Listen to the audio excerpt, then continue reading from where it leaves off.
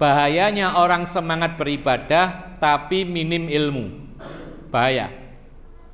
Jadi kalau kita sekedar semangat kebaikan apa saja, ibadah, kebaikan, dakwah, belajar, tapi nggak mau mempelajari ilmu yang sebenarnya, maka rentan dia jatuh kepada kesalahan. Mana kesalahannya Junaid tadi?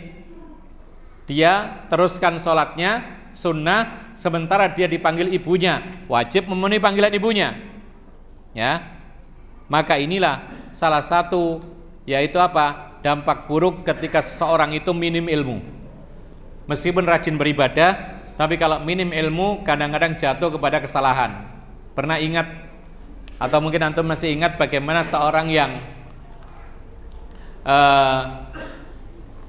membunuh, ya, karena terlalu jahatnya dia membunuh 99 orang. Lalu dia ingin taubat, kemudian ditunjukkan supaya bertanya kepada sang abid, ahli ibadah. Ketika ditanya, apakah saya ada jalan taubat setelah membunuh 99 nyawa?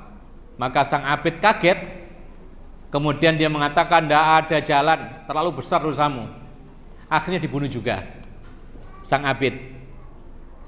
Lihat bagaimana seorang abid. Abid itu bukan nama orang ya, abid itu artinya ahli ibadah. Seorang abid ini rajin ibadah tapi minim ilmu. Ketika dia berfatwa salah, ya, mestinya fatwanya adalah ada jalan taubat karena Allah itu menerima semua taubat kalau memang betul-betul mau taubat.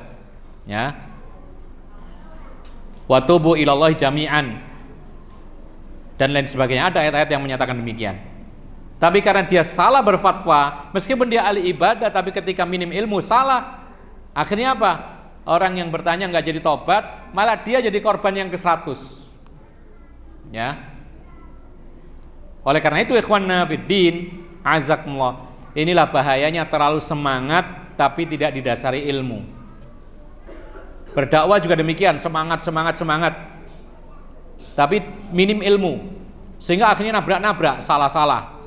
Ya, semua mau didakwahi gitu. Ya, belum tentu, ada syarat-syaratnya.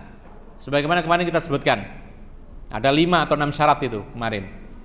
Jadi kapan kita berdakwah, kapan kita ini menyampaikan kebenaran, kapan kita mengingkari kemungkaran, harus terpenuhi 5 syarat paling tidak. Di antaranya adalah kemungkaran yang kita ingkari itu harus hilang atau paling minim, lebih atau menjadi berkurang. Kalau menjadi semakin besar gara-gara kita mengingkari, maka kita yang dosa. Kemudian mengingkari kemungkaran itu ada tahapnya, dengan kekuasaan, kalau nggak mampu dengan lisan, kalau nggak mampu hati cukup. Ya, jadi nggak serta merta gitu. Ada orang judi langsung dibom, ya nggak boleh. Ya, hancur semua. Terus siapa yang memperbaiki? Siapa yang menanggung kerugian? Kalau ada yang mati, kalau ada yang cacat gara-gara bom, siapa yang menanggung?